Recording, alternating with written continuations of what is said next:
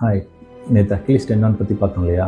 அந்த அக்லீஸ் பேர் காரணம் என்னன்னு தெரிஞ்சுக்கலாமா? அக்லீஸ்ன்றவர் ஒரு கிரீக் நாட்டை சேர்ந்த ஒரு மிகப்பெரிய சோல்ஜர். அவருக்கும் இந்த அக்லீஸ் டெண்டானுக்கும் என்ன சம்மந்தம்?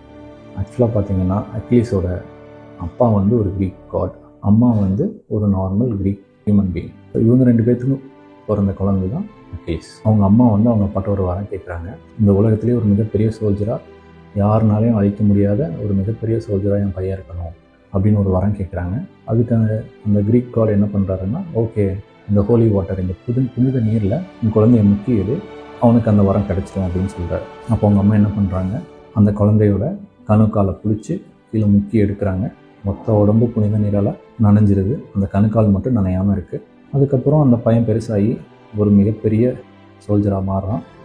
யாருமே அழிக்க முடியாத மிகப்பெரிய சோல்ஜராக மாறுறான். அப்புறம் ஒரு நாள் ஒரு போரில் ஒரு அம்பு கரெக்டாக அவன் கணுக்காலில் ஏறுது. அந்த கணுக்கால் தான் அவனோட வீக்கஸ்ட் ஸ்பாட். ஏன்னா அந்த ஹோலி வாட்டர் படாத இடம் அதுதான். அந்த ஸ்பாட்டில் பட்டதும் அவன் விழுந்து போகிறான். ஸோ அந்த ஸ்பாட்டு தான், அந்த டெண்டானுக்கு பேர் தான் அக்லீஸ் டெண்டான்.